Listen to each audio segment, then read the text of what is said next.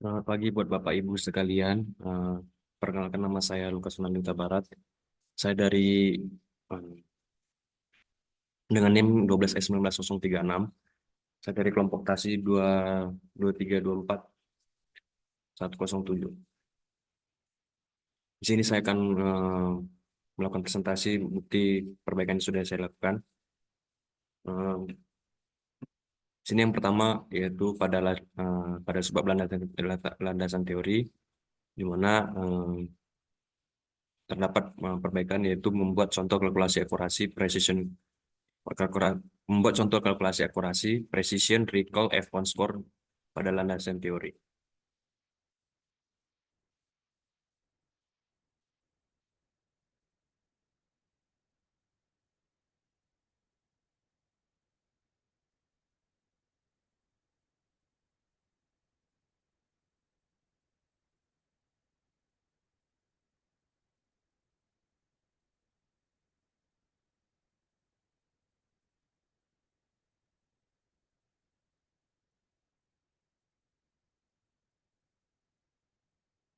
Nah,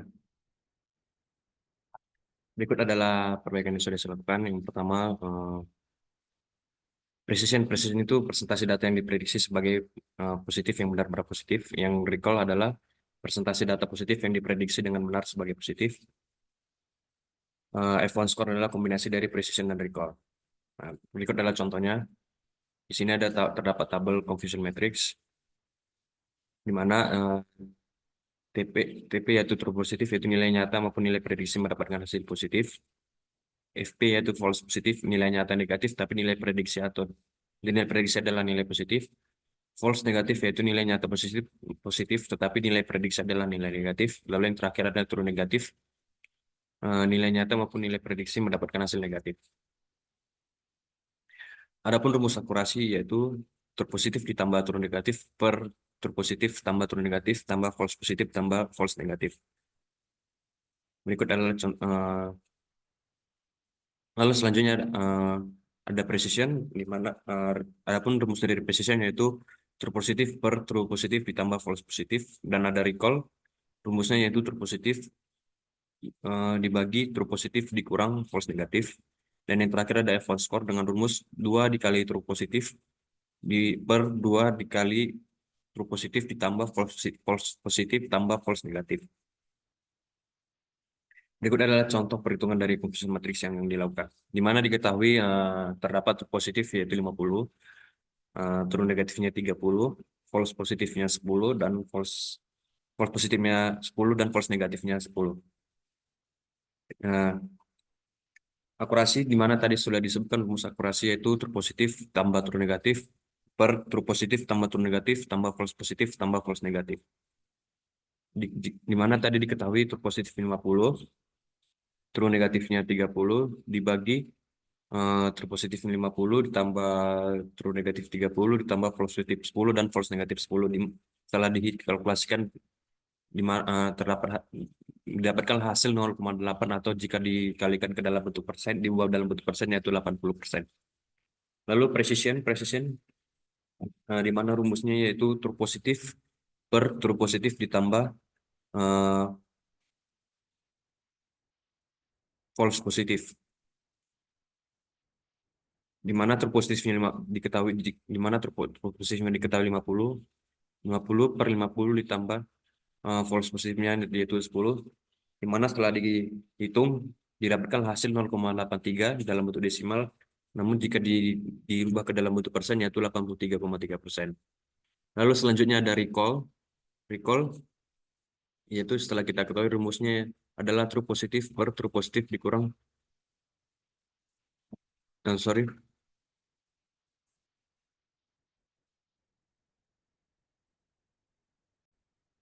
Lalu selanjutnya recall yaitu rumusnya setelah yang kita ketahui sebelumnya, yaitu true positif ditambah false negatif, di mana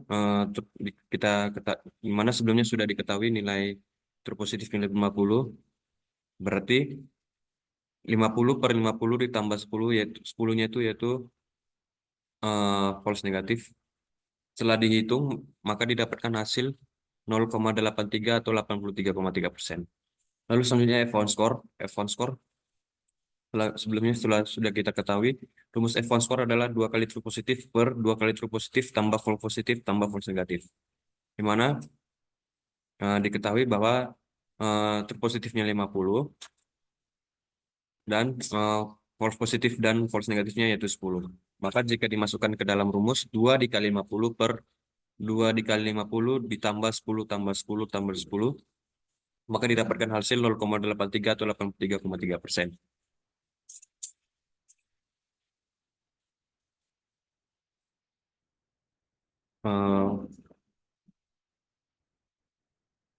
Lalu selanjutnya pada landasan teori membuat contoh kalkulasi semua teknik data imputation.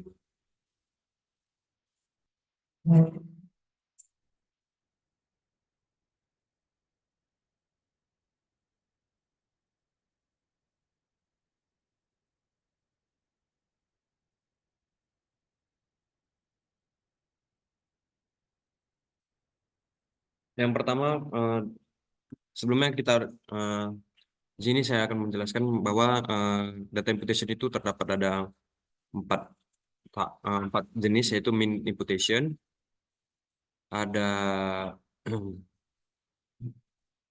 median imputation, ada mode imputation, dan ada 5. Yang keempat yaitu random imputation, dan yang terakhir adalah KNN imputation. Baik, saya akan mulai dari mean imputation. Nah, pertama saya akan jelaskan dulu pengertian dari mean imputation. Mean imputation itu adalah teknik yang mengisi nilai yang hilang dengan rata-rata dari atribut yang bersangkutan. Teknik ini digunakan untuk menghindari pengurangan jumlah data yang tersedia. Contoh, kita akan membuat contohnya. Misalkan terdapat tabel sebuah tabel di mana ada data yang mengandung missing data, yaitu V1 dan V2. Pada V1 pada kolom C terdapat nilai missing value, dan pada V2 terdapat kolom A dan kolom A, E dan H terdapat missing value. Baik, pertama sekali kita akan lakukan menghitung rata-rata dari nilai yang diketahui pada kolom V1. Nah, sebelumnya sudah kita ketahui yang terdapat missing value itu pada kolom C, maka nilai rata-rata yang kita hitung yaitu pada kolom A ditambah B ditambah D ditambah E ditambah F ditambah G ditambah H ditambah I ditambah J, lalu dibagikan dengan banyaknya data. Setelah kita masukkan angkanya, maka akan dibagi dengan 9 banyaknya data. Setelah dijumlahkan dan dibagikan, maka akan mendapatkan hasil 4,88. Maka setelah kita dapatkan rata-rata dari V1, maka missing data pada kolom V1 untuk objek C diisi dengan 4,88. Lalu selanjutnya menghitung rata-rata pada kolom V2. Pertama, sama dengan penghitungan dengan cara sebelumnya, kita hitung rata-rata dulu semua nilai yang diketahui pada kolom V2. Nah, yaitu di sini tadi yang sudah saya sebutkan, terdapat nilai missing value pada kolom A, E, dan H. Maka rata-rata yang dihitung itu pada kolom B, C, D, kolom B ditambah C ditambah D ditambah F ditambah G, lalu ditambah I dan ditambah J, lalu dibagikan dengan banyaknya data yang tersedia. Maka setelah kita masukkan, kita jumlahkan lalu dibagikan dengan banyaknya data, yaitu sebanyak 7 buah data. Setelah dijumlahkan dan dibagikan, maka didapatkan hasil 2,23. Nah, maka missing value pada kolom V2 untuk objek A, D, E, dan H, maka akan diisi dengan 2,23.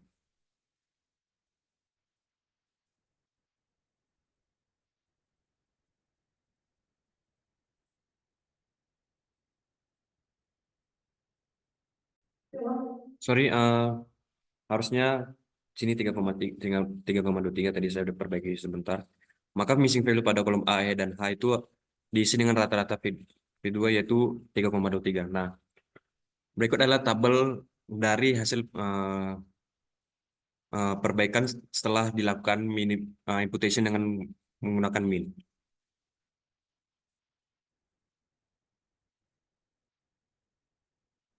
Lalu selanjutnya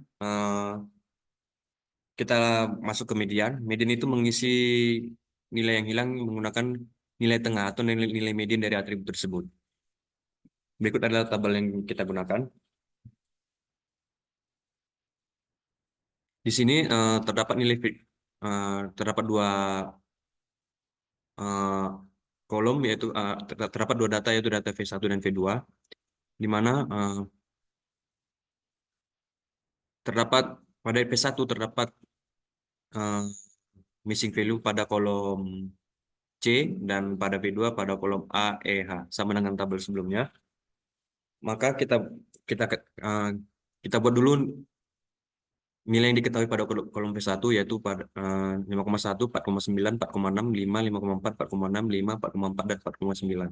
Nah, kemudian kita lakukan pengurutan data dari terkecil hingga terbesar.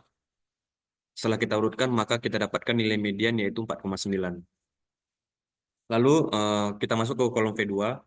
Pada kolom V2, data yang tersedia yaitu ada 3, 3,3, 3,2, 3,1, 3,9, 3,4, 2,9, dan 3,1. Nah, di sini datanya belum berurut. Kita lakukan terlebih dahulu pengurutan data yang dari terkecil ke terbesar, yaitu 2,9, 3, 3,1, 3,1, 3,2, 3,4, 3,9. Maka nilai median setelah kita urutkan, nilai tengahnya yaitu 3,1. Maka hasil dari setelah imputasi dengan median, pada kolom V1 itu eh, akan diisi dengan pada kolom V1 pada data V1 pada kolom C itu akan diisi dengan 4,9, dan pada V2 pada kolom AEH akan diisi dengan 3,1. Berikut adalah tabel setelah dilakukan imputation dengan menggunakan median. Lalu selanjutnya yaitu mode imputation. Teknik imputation ini menggunakan mengganti nilai yang hilang dengan melakukan nilai yang paling sering muncul dari atribut yang bersangkutan. Langsung saja kita ke contohnya. Di sini sudah terdapat tabel di mana pada V1 terdapat kolom C yang ada missing value, dan V2 ada AHH missing value.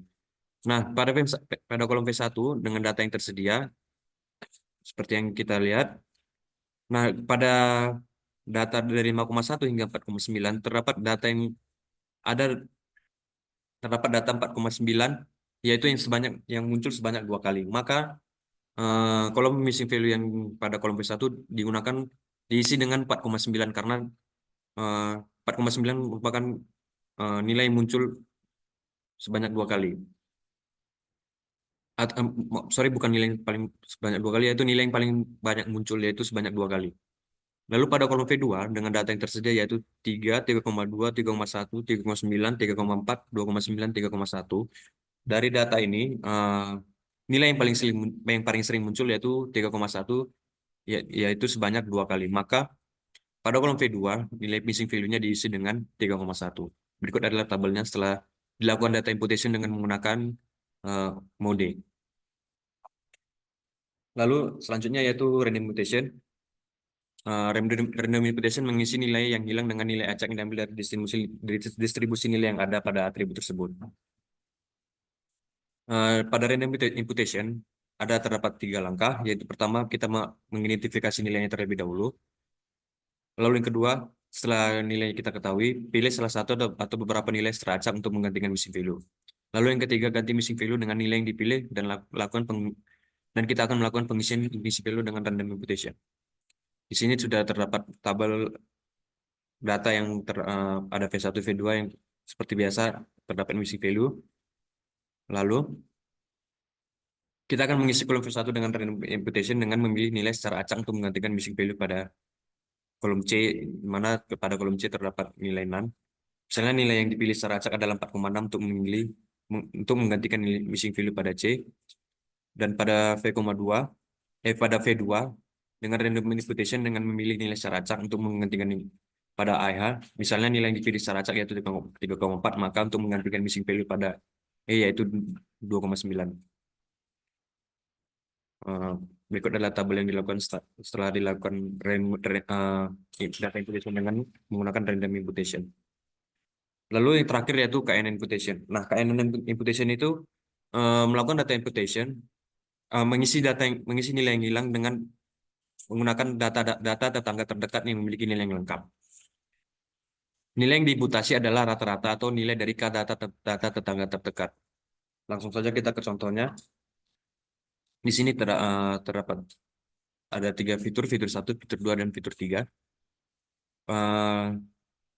Pada fitur 3 terdapat nilai missing value, yaitu pada kolom 2. Tujuan kita pertama adalah mengisi nilai yang hilang atau none pada fitur 3. Nah, pertama sekali kita akan menentukan K yang terdekat kita akan menentukan K terdekat, maka kita harus menentukan dulu nilai K-nya. Misalnya nilai K yang kita gunakan yaitu 3. Lalu langkah pertama itu yang kita lakukan adalah menghitung jarak antara objek yang mengandung missing value dan objek yang lainnya yang tidak menggunakan. Sorry, ini harusnya fitur 3.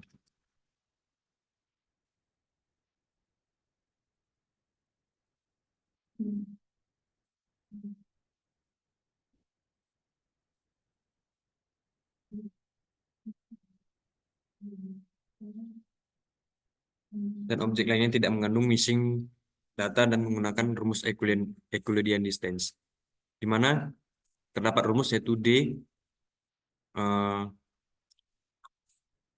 X2 dikurang X1 kuadrat ditambah Y2 kurang Y1 kuadrat tambah Z2 kurang Z1 kuadrat lalu diakarkan. Karena dilakukan imputasi nilai pada fitur 3, maka yang dilakukan hanya akan menggunakan fitur 1 dan fitur 2 untuk menghitung jarak. Lalu langkah selanjutnya kita akan menghitung jarak antara baris kedua dan baris ke-1. Maka D21, karena ini hitung adalah jarak antara baris kedua dan baris ke-1, maka rumusnya adalah D21 akar dari di mana nilai 1,5 ini adalah nilai dari data kedua dari fitur 1 dikurang dengan sorry,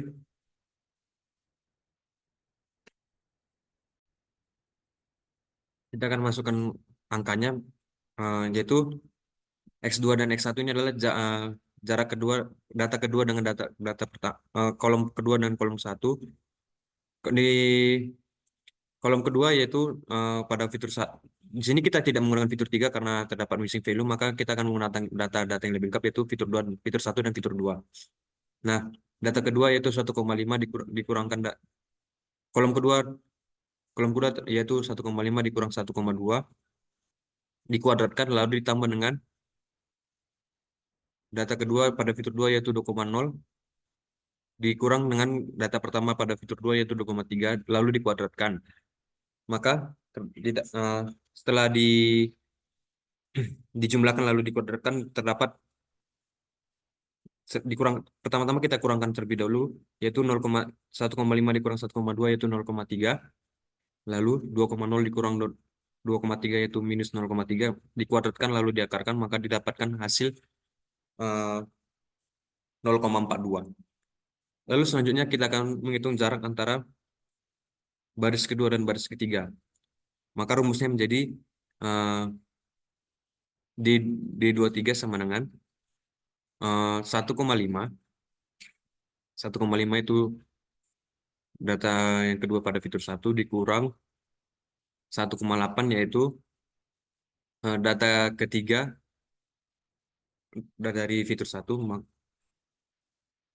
lalu ditambah dengan 2,0 data kedua dari fitur 2 dikurang dengan data ketiga dari fitur 2 dikurangkan lalu dikuadratkan, setelah dikurangkan dapat minus 0,3 kuadrat ditambah ini dikurangkan mendapatkan hasil minus 0,7 kuadrat dikuadratkan lalu diakarkan, maka didapatkan hasil 0,76. Lalu selanjutnya kita akan menghitung jarak dari antar baris kedua dan baris keempat. Maka ketika kita menghitung jarak baris kedua dan baris keempat, maka rumusnya menjadi D24,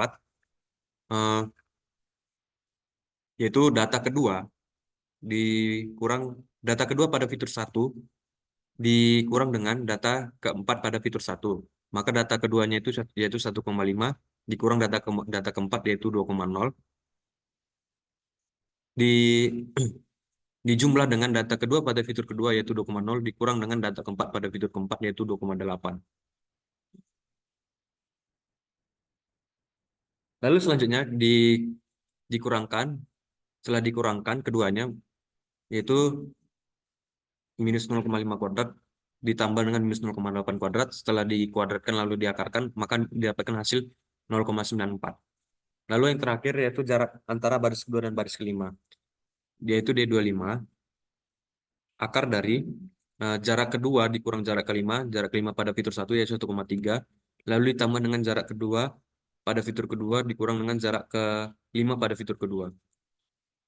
Lalu seperti biasa seperti sebelumnya dikurangkan dulu baru dikuadratkan. Maka setelah dikuadratkan lalu diakarkan didapatkan hasil 0,44. Nah, tadi kan sebelumnya kita sudah memilih K-nya. K itu sama dengan 3. Maka kita akan memilih 3 data tetangga terdekat. Nah, dari hasil perhitungan di atas, 3 data tetangga terdekat untuk pada baris kedua adalah baris ke-1 dengan jarak 0,424, ya 0,42. Lalu dengan baris kelima yaitu 0,447, lalu baris ketiga yaitu 0,761. Lalu setelah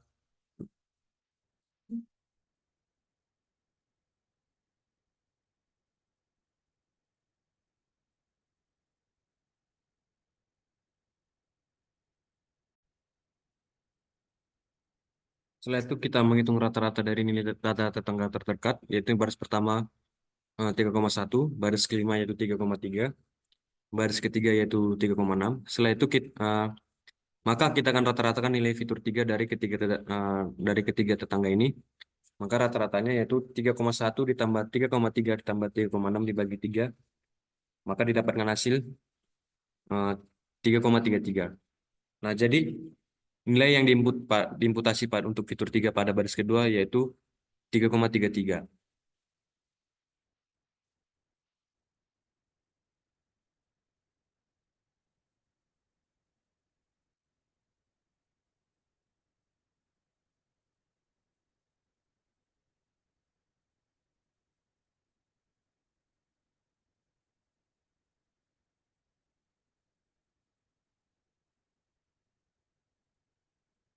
Lalu selanjutnya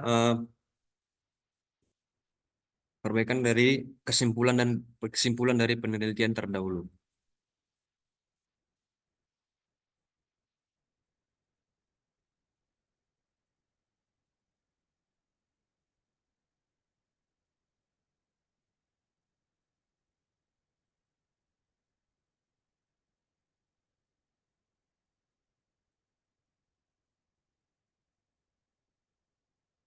Yang pertama,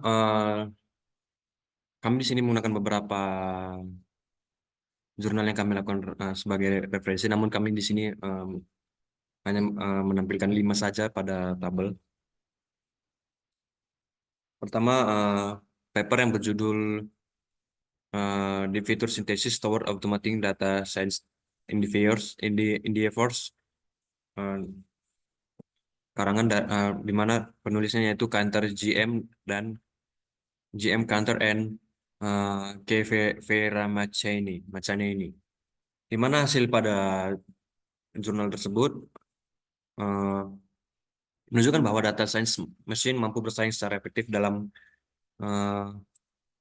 kompetisi data science seperti KDD Cup pada 2014, EGCI, dan KDD Cup pada tahun 2015. Mesin ini berhasil mencapai performa kompetitif, di mana mereka seringkali menduduki peringkat atas pada leaderboard dan mengalahkan sekitar 86% peserta lainnya pada KDD Cup 2015. Hal ini menunjukkan bahwa fitur yang dihasilkan oleh mesin ini memiliki nilai yang signifikan dan proses authoring yang digunakan mampu meningkatkan skor keseluruhan. Eksperimen ini menyoroti potensi data science mesin sebagai alat bantu yang efisien bagi data scientist. Lalu selanjutnya, paper yang berjudul Automatic Big Feature Engineer Based Optimization Method for Car Loan Fraud Detection, di mana penulisnya yaitu Jian Yang, Di Xintang, Zhen Kaikwan, Wen Xiahua, Ming Yue, Chen Xiaowen, and Cheng Longku. Pada jurnal ini menunjukkan bahwa kelompok B dengan fitur yang dihasilkan secara otomatis dan batasan kedalaman memberikan kinerja terbaik. Kelompok B berhasil mengurangi jumlah fitur hingga mencapai 92,5% dan berhasil meningkatkan AUSI sebesar 25,5% dibandingkan dengan kelompok balik benchmark. Selain itu, model pada LegGBM memiliki waktu pelatihan tercepat dibandingkan dengan Random Forest Classifier, uh, Gradient Boosting Classifier, dan Extra Tree Classifier. Pendekatan ini meningkatkan kinerja model dan mengurangi waktu serta biaya proses fitur engineering. Yang ketiga, jurnal yang berjudul A Novel Approach for Feature Selection and Classification of Diabetes mellitus, Machine Learning Methods, di mana penulisnya yaitu Rosi Sasena, Sanjay Kumar Sarma, Manapali Gupta, dan Gizi Sambada 2022. Pada penelitian ini menggunakan dataset diabetes PIMA Indian dengan 768 pasien perempuan hamil, di mana 208 sebanyak 268 orang menderita diabetes dan 500 orang tidak menderita diabetes. Setelah dilakukan pembersihan data dan seleksi fitur, ditemukan bahwa metode korelasi atribut dengan 6 fitur terpilih memberikan hasil terbaik. Peneliti membandingkan kinerja 4 algoritma machine learning dan hasilnya menunjukkan bahwa Random Forest memberikan akurasi tertinggi sebesar 79,8%, lalu diikuti oleh KNN dengan sebesar akurasi tertinggi 78 dengan akurasi 78,58%, MLP dengan lalu selanjutnya MLP dengan 77,60%, lalu yang terakhir yaitu decision tree dengan 76,07%.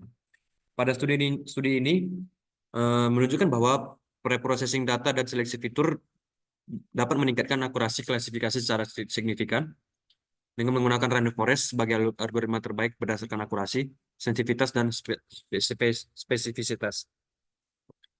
Lalu jurnal yang keempat yaitu dengan judul A Study on Credit Scoring, Modeling with Different Feature Selection and Machine Learning Approach SK, di mana penulisnya itu SK Trivedi pada tahun 2020. Berdasarkan hasil eksperimen dalam jurnal, beberapa pengamatan penting mengenai performa model, klasifikasi, dan teknik seleksi fitur dalam penilaian kredit dibuat dengan menggunakan Random Forest dengan information gain menghasilkan F1 measure tertinggi sebesar 80,70% dan false positive rate terendah sebesar 17,80%, di mana menunjukkan akurasi dan ketepatan terbaik. Naive dengan information gain memiliki waktu pelatihan paling singkat yaitu 0,02 detik, menunjukkan efisiensi tinggi. Secara keseluruhan, kombinasi Random Forest dengan information gain terbukti paling akurat dan efisien dalam klasifikasi risiko kredit. Lalu yang kelima yaitu yang terakhir, Credit Risk Assessment in Peer-to-Peer Lending using LegGBM and Particle Swarm Optimization, di mana pada jurnal ini berdasarkan eksperimen dalam jurnal, LegGBM yang dioptimalkan menggunakan PSO yaitu Particle Swarm Optimization untuk penilaian risiko kredit di peer-to-peer lending menunjukkan hasil yang lebih baik. Kombinasi LegGBM dan PSO menghasilkan akurasi tertinggi sebesar 98,94%, recall 90,51%, dan negatif predictive value 97,75%. Hal ini lebih baik dibandingkan dengan LegGBM tanpa PSO yang hanya mencapai akurasi 97,98% dan recall 89,93% dan NPV negatif predictive value 97,62%. Penelitian ini membuktikan bahwa penggunaan PSO dapat secara signifikan meningkatkan kinerja algoritma LegGBM dalam tugas klasifikasi.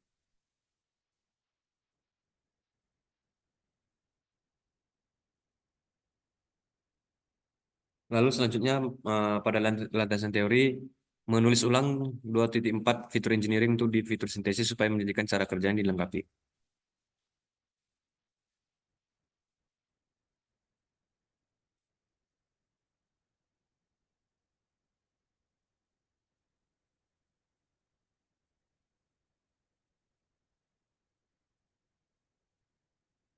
Baik, ini dia perbaikan yang saya lakukan. Subbab titik dua, subbab 2.4 fitur engineering. Fitur engineering adalah proses yang sangat penting dalam persiapan data untuk pembelajaran mesin. Eh, Fitur engineering merupakan proses konstruksi fitur atribut baru dari atribut yang sudah ada untuk meningkatkan kinerja prediktif. Eh, Berikut adalah jenis-jenis fitur engineering yang digunakan. Yang pertama, yang yang digunakan dalam pengolahan data untuk membangun model machine learning. Adapun beberapa jenis fitur engineering yang umum digunakan meliputi yang pertama fitur scaling. Nah, fitur scaling ini yaitu proses mengubah skala atribut untuk memastikan semuanya berada dalam rentang yang sama, yang dapat meningkatkan kinerja algoritma pembelajaran mesin tertentu. Lalu yang kedua, encoding categorical, yaitu proses mengubah data kategori menjadi bentuk numerik. Teknik yang digunakan pada encoding categorical yaitu one hot encoding, label encoding, dan target encoding. Lalu yang ketiga itu imputation data itu data atau data imputation merupakan proses mengganti nilai yang hilang dengan nilai tertentu seperti min, median, atau menggunakan algoritma yang lebih kompleks. Yang ketiga, pembuatan fitur polinomial atau polynomial feature creation eh, adalah proses membuat atribut baru dengan sorry.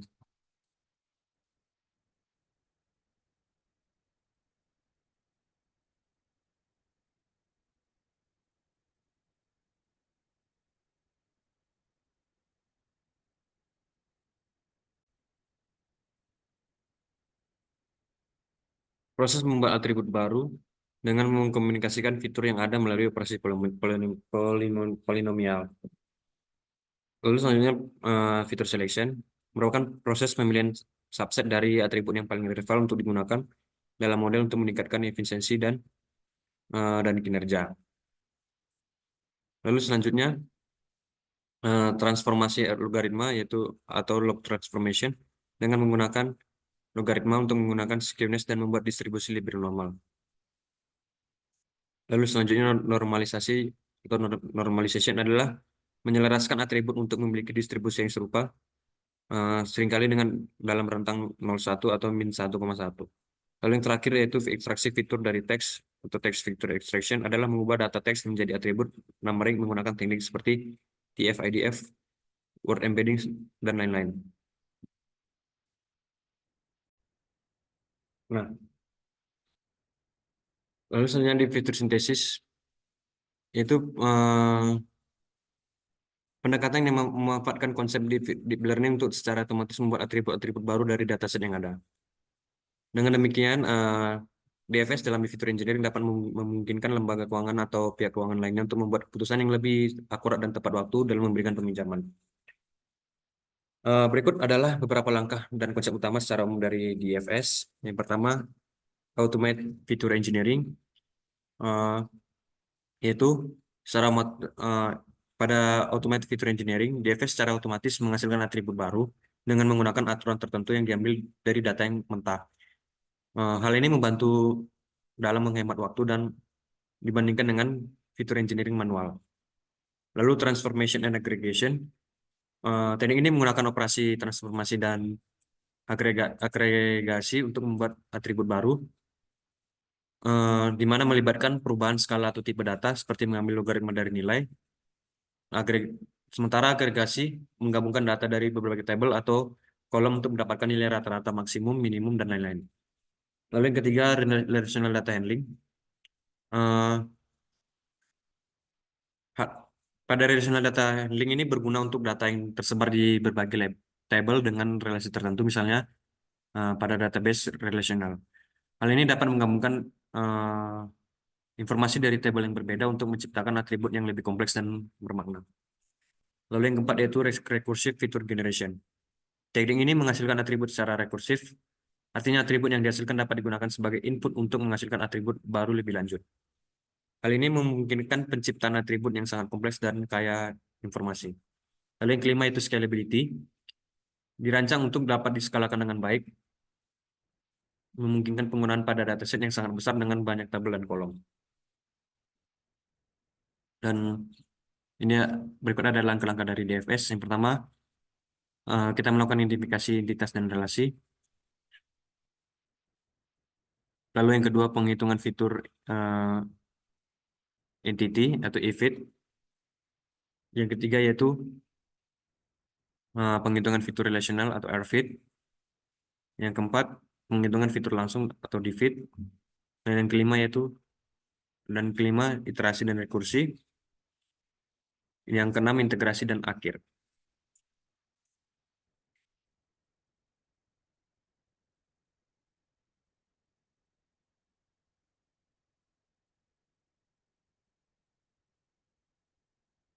Selanjutnya pada landasan teori membuat support fitur selection yang menggunakan textbook sebagai referensi.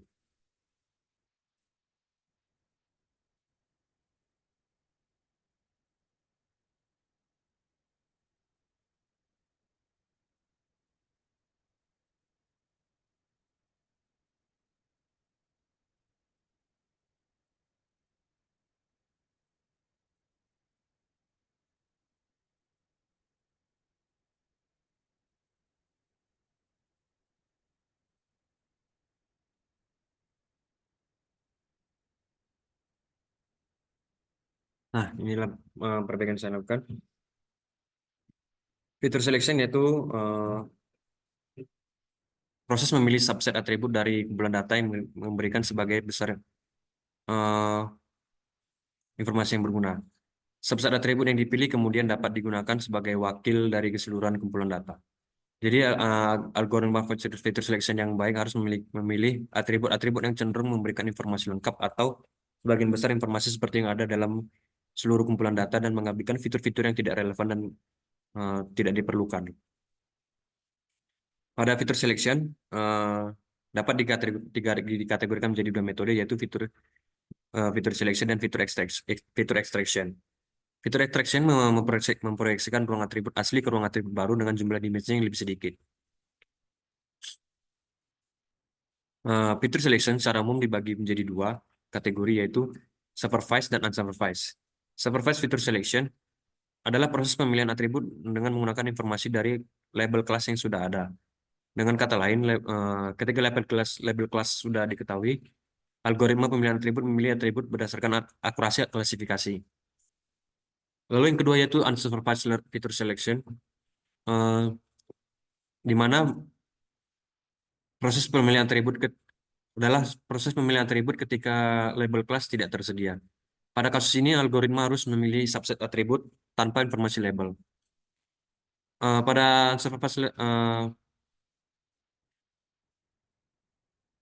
dalam unsupervised fitur selection, hanya atribut yang, sorry ini artinya fitur selection.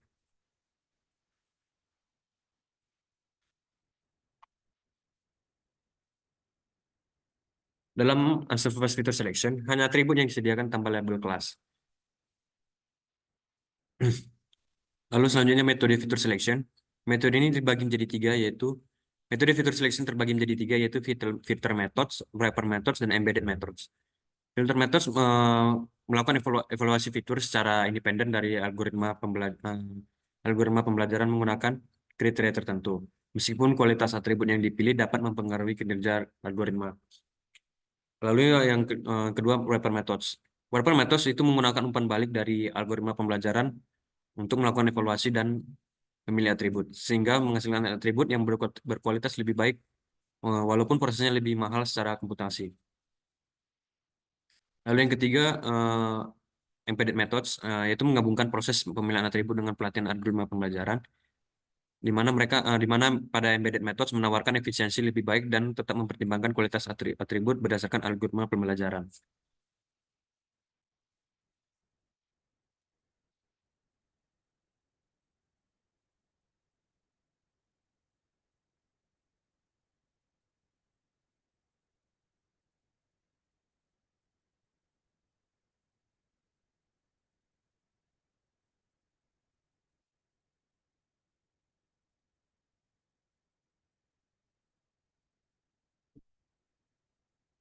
Selanjutnya membuat sebab like GBM lalu dibuatkan lalu membuat algoritmanya berupa pseudocode.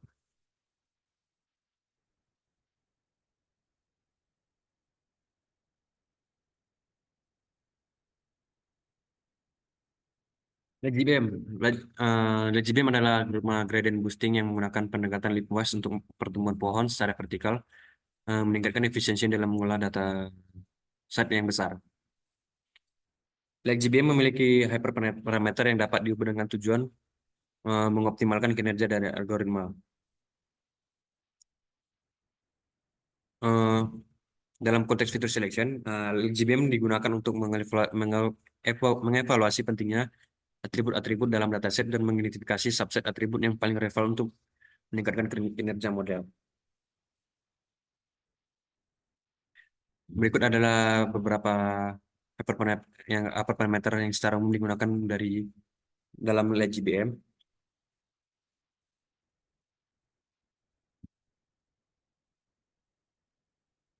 Dan berikut adalah arsitektur umum dari LGBM. Dan berikut adalah algoritmanya yang berupa pseudocode, yaitu ada GAUSS, ada IFB, dan ada merge exclusive features, ada work nodes, ada local voting and global voting, dan ada local and global histogram, dan global aggregation dan batch split.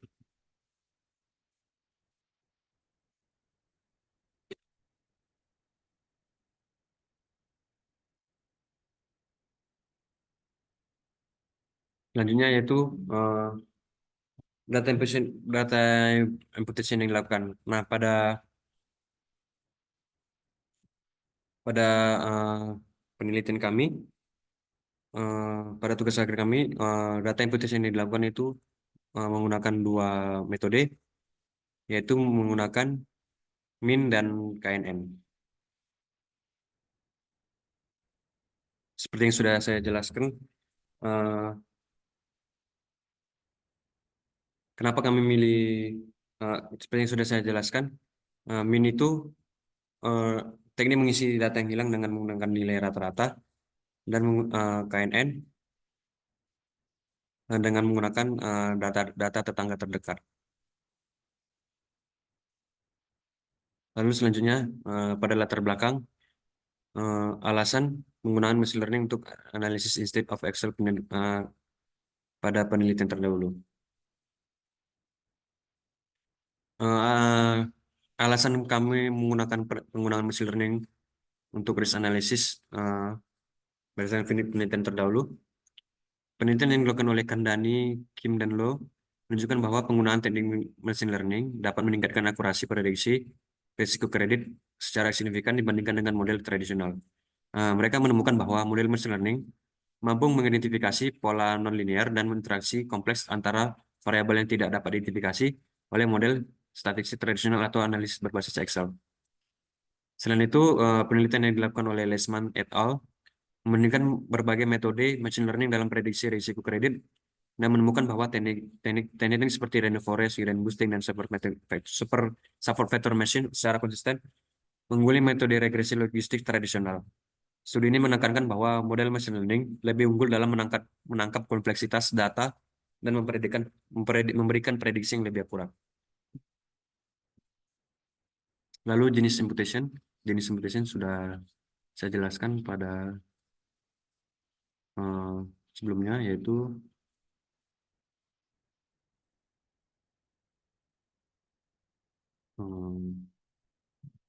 ini pada contoh kalkulasi semantik data imputation. Lalu selanjutnya,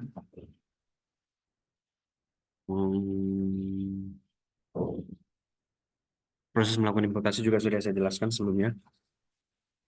Lalu pengertian KNN juga sudah saya jelaskan.